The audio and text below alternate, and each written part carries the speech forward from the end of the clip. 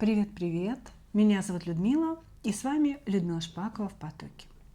Название нашего сегодняшнего разбора звучит так. Что он осознал в разлуке с вами? И у нас сегодня будет одна позиция, поэтому очень внимательно слушайте сигнификацию. Значит, сигнифицировать я буду отношения между вами, да, то есть что между вами происходит. Может быть, немножечко о вас, немножечко о самом мужчине, да, для того, чтобы вы поняли, ваш ли этот разбор, да, или, может быть, стоит посмотреть какой-то другой.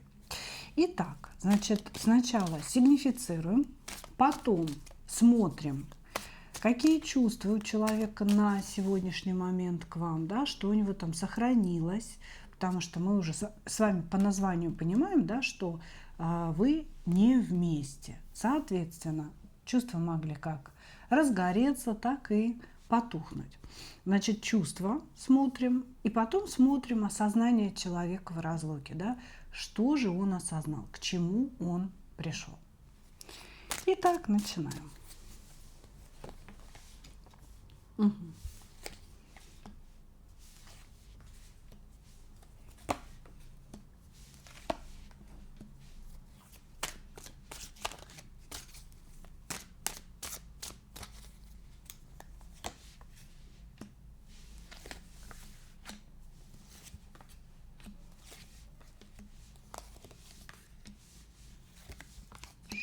Что между вами?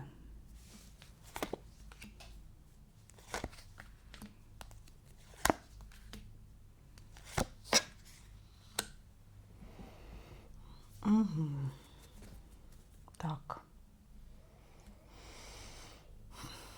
Ну, смотрите. Здесь, первое, идет ощущение или треугольника, или четырехугольника между вами.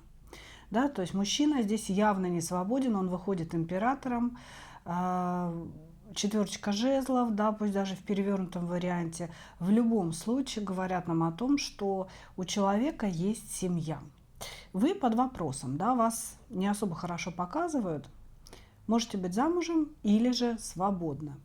Значит, наш прекрасный император, человек, который считает себя пупом Вселенной, пупом Земли, да, и он считает, что, во-первых, он правильно живет, он правильно мыслит, и только он как-то, знаете, производит на свет правильные решения.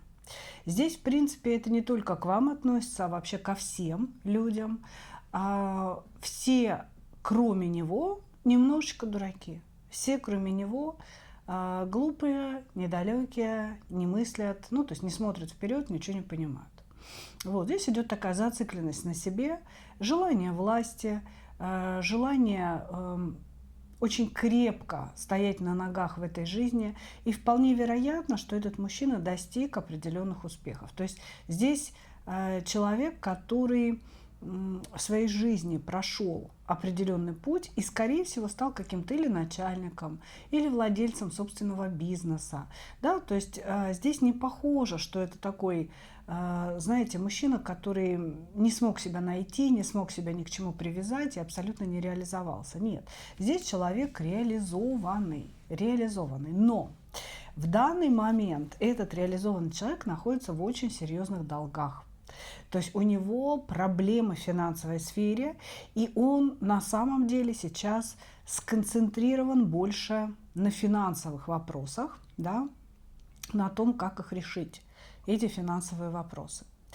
Он сразу на самом деле говорит о вас, да, то есть в самой сигнификации есть отношение к вам. То есть наш император, будучи женатым человеком, таким стабильно женатым человеком, тем не менее влюбился. Он говорит: я влюбленный император. У него есть отдельно семья, в которой есть видимость некого благополучия, такая, знаете, инстаграмная семья, где на фотографиях все улыбаются, все счастливы, может быть много детей, да, у него может быть 1-2 ребенка, но всегда все как-то вместе, всегда все улыбаются, всегда все счастливы. Вот, и создается видимость того, что это очень счастливые, благополучные люди. На самом деле он говорит, что у него нет влечения к его жене, у него нет любви к его жене. И жена здесь скорее как некая функция, которая воспитывает детей, которая готовит еду, убирает дом, что-то вот в этом роде. Да? Здесь, скорее всего, жена его рассматривается как прислуга, потому что он ее в своей сигнификации даже не держит. Он держит слово «брак». Типа «я женат». А на ком ты женат? Неизвестно, на ком я женат, да? Потому что жена для меня не человек, а некая функция. Вот, но в то же время он здесь сразу говорит о вас, о том, что угораздило же меня полюбить, угораздило же меня влюбиться. И император, который женат, влюбился, ну, скажем так, в другую женщину, да, свободную или замужнюю. Тут уже как бы есть варианты. Вот. Но он говорит о том, что вы то ли не послушались его, то ли его предали, то ли обманули. То есть он воспринимает ваше расставание друг с другом как вашу вину и ваше предательство. Ваше предательство. Вообще, на самом деле, я вижу, что здесь человек такой нарциссичный, да, зацикленный на себе, любитель погладить свое эго с разных сторон. И поэтому, конечно, такие императоры, да, еще и в справедливости, ну, они никогда не признают вины, и у них всегда виноват кто-то другой. Может быть, поэтому он здесь, собственно говоря, и наезжает на вас. Значит, он говорит о том, что ему пришлось выйти из этих отношений, любя вас, что вы действительно его истинная любовь. Он прям в сигнификации это говорит. Значит, почему? Потому что вы предательница. А предательница вы, потому что вы не прислушались к нему, не послушались и не сделали так, как он говорил. Перевернутая справедливость. То есть вы отказались делать что-то, что он от вас требовал. И вы поэтому предательница. Здесь могли быть требования в стиле «разведись со своим мужем», «разведись, и мы будем вместе, только я останусь женат». Да, такой забавный император у нас. Если вы не замужем, да, то здесь могли быть требования и не искать мужа, да, и вообще, в принципе, оставаться всю жизнь одинокой и принадлежать только ему, покуда вы ему не надоедите, да, говоря таким простым человеческим языком. Вот, значит, были какие-то требования в вашу сторону, которые на самом деле были для вас невыгодны. То есть это требования, которые нарушали ваши границы, ваши права. И поэтому вы ему отказали в них. Он это воспринял как предательство. Также этот мужчина считает на полном серьезе, что у вас букет мужчин. Что вот просто здесь просто их сразу несколько, да, и он считает, что у вас есть выбор. Или может быть, что вы популярный человек, да, вам там периодически пишут какие-то мужчины с какими-то предложениями. Вот, то есть типа того, что я к ней относился серьезно, я ее любил, но она предала меня, не пошла на мои условия, поэтому вместе с любовью в сердце мне пришлось расстаться с ней, бросить ее, выйти из этих отношений и уже думать о каком-то другом будущем без нее. Но она типа тоже же особо не страдала, потому что у нее есть выбор всегда. Всегда есть выбор из нескольких мужчин, поэтому она, в принципе, бедной, несчастной не останется. Это как-то вот так здесь устроено все. Или же сама ваша ссора, да, сама ваша ссора была как раз из-за его какой-то гипертрофированной ревности. Понимаете, когда человек, будучи женатым, требует от вас быть его принадлежностью, собственностью. А вы говорите о том, что, слушай, я, допустим, хочу выйти замуж, я хочу серьезных отношений, с тобой никакого будущего, поэтому я хочу встречаться с кем-то, вот, и выбирать. И, может быть, действительно есть эти мужчины, может быть, он их придумал, этих мужчин. То есть ваша ссора, его выход из отношений могли быть спровоцированы Тем, что он считает, что вы ему изменяете, да, причем не с одним мужчиной, а вот с целым букетом, да, выбирает она, типа, спит с каждым встречным, поперечным. Здесь есть эта претензия в любом случае. Претензия к вам, что вы на расхват. Вот так. Хорошо. Хорошо. Давайте посмотрим, да, какие же чувства у него сохранились. Нам показали ситуацию между вами. Какие чувства сохранились у этого мужчины к вам?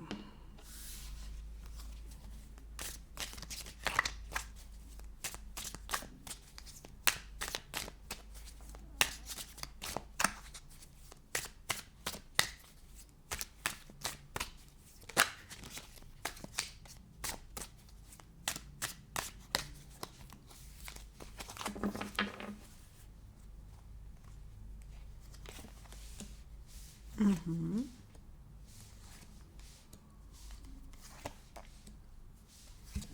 Он вас не забыл.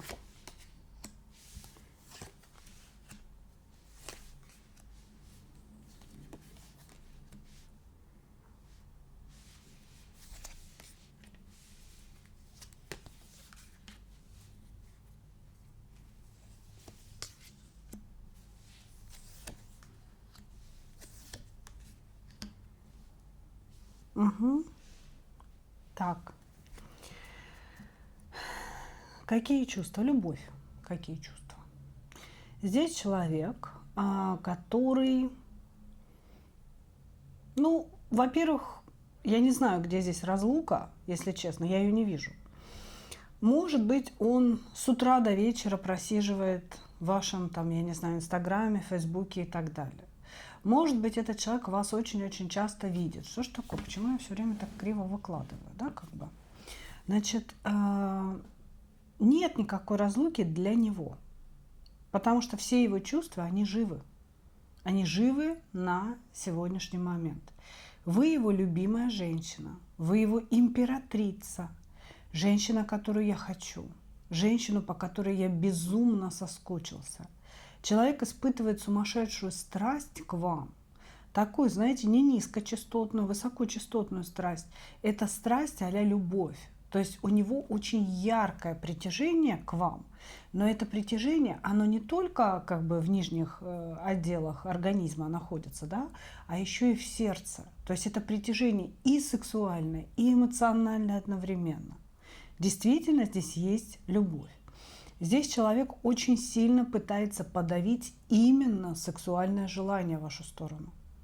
Он вас очень хочет, но ввиду того, что разлука произошла, да, расставание, не может получить, и поэтому вот эти вот чувства страсти, да, эти чувства, они доставляют ему боль. Это очень болезненные переживания, когда я что-то очень хочу, а получить не могу, дотронуться не могу, даже пальчиком, да, а хочется до безумия какого-то. Вот, значит, что еще? Наблюдение, фантазии. Иногда у него сносит голову. Здесь очень страстный мужчина, очень страстный. Иногда у него сносит голову, и ему хочется вот здесь и сейчас появиться перед вашими глазами. Понимаете? То есть вот прям приехать и предстать перед вами. Ну, надеюсь, что не голышом, да, потому что здесь фантазии весьма-таки своеобразные. Вот. Очень хочется приблизиться, очень хочется дотронуться, поцеловать, зажать где-то в углу, сделать все свои вот эти вот все делишки. Вот, значит, при этом идет чувство преклонения перед вашим величием. То есть вы себя повели таким образом, да, что наш вот этот вот гордый император, нарциссичный, зацикленный на себе, увидел в женщине что-то очень важное, увидел в женщине звезду, настоящую императрицу своей жизни. И на самом деле он преклоняется перед вами, преклоняется. Он видит ваш ум, он видит вашу красоту, да, то есть это не только сексуальное притяжение, это не только притяжение к телу, это притяжение духовное и интеллектуальное, да, ему с вами интересно, хочется общаться, хочется сближаться, хочется вас слушать. Такое вот отношение, понимаете? Я вообще не вижу, что вы здесь с человеком расстались. Ощущение, что он присутствует в вашей жизни. Чувства яркие, сегодняшние, теплые. Это чувство любви. Это чувство любви. Да, с уклоном в страсть, в сексуальность, но, конечно, это чувство любви.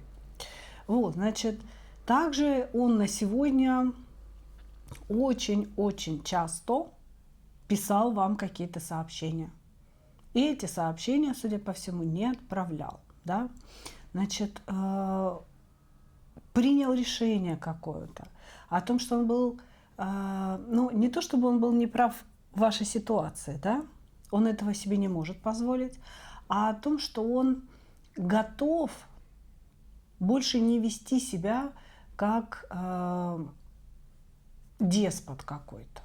Понимаете? То есть он, скорее всего, в отношениях с вами вел себя очень деспотично, навязывал свою волю. А на сегодня он настолько соскучился по вам, настолько хочется к вам, что он как будто бы, знаете, такой, слагает полномочия и говорит: все, больше я не начальник, больше я не господин, я согласен быть равноправным партнером. Ради Бога, я согласен прислушиваться к ее мнению тоже, так и быть. Вот. Ну, это, знаете, вот этому доверять, конечно же, не стоит. Это просто из-за того, что человек устал без вас, из-за того, что человек эмоционирует в вашу сторону, притяжение очень сильное. Ну, как говорится, приди ко мне, я все прощу. Вот.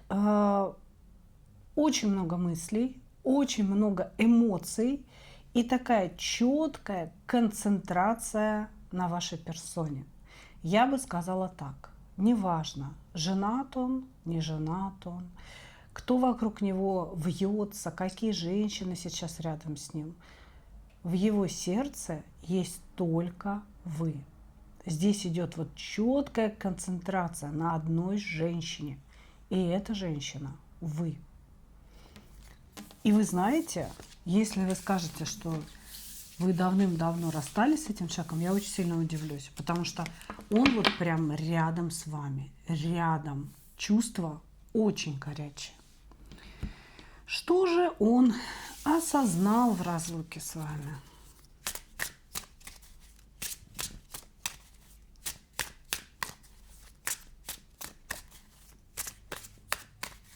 Что же он осознал в разлуке с вами?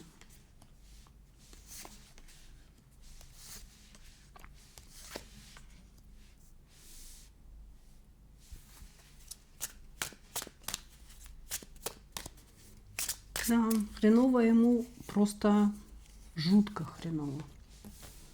До жути.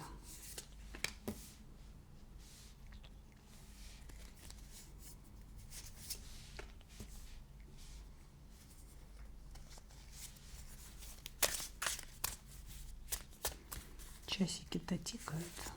Часики-то тикают. Надо что-то делать.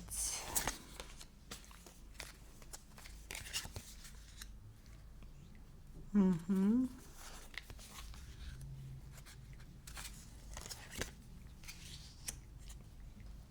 Что он осознал? Первое, что без вас очень плохо. Во-первых, он без вас сходит с ума. У него здесь какие-то то ли видения, то ли мысли, то ли чувство безумной тоски присутствуют. Короче говоря, он напрямую говорит: я без нее схожу с ума. Я вообще уже как бы не живу, нахожусь в каком-то бреду постоянно. Также несколько раз он показывает нам, что время идет, да, часики тикают. Он говорит, что время идет, и вы, скорее всего, забываете его. Он говорит, чем дольше мы не общаемся, чем дольше я нахожусь в этом молчании, да, не прихожу к ней, не прошу прощения за то, что я сделала. Смотрите, даже как-то мешают разговаривать, доносить до вас информацию. чем дольше я молчу, тем больше она отходит от меня, тем больше она забывает меня, говорит он. Поэтому нужно что-то делать. Также, что он осознал еще? Но он боится, да что ж такое? Он боится на самом деле прийти, потому что он очень боится выглядеть дураком. Он говорит, я боюсь, что она выставит меня каким-то дурачком, глупым, человеком, который потерял время, который не смог вовремя извиниться, простите. Он как будто бы боится быть отвергнутым и боится, что вы его в чем-то будете обвинять. Он боится услышать правду, скорее всего. Понимаете? Он ее хорошо осознает и боится ее услышать. Также он думает о чем? О том, что рядом с вами его жизнь была бы цветущим садом. Он говорит, что вы женщина, которая привлекает удачу, женщина, которая привлекает благополучие сами по себе, то есть вашей энергии, да, не то, что вы там ритуалы какие-то проводите, а именно вашей энергией.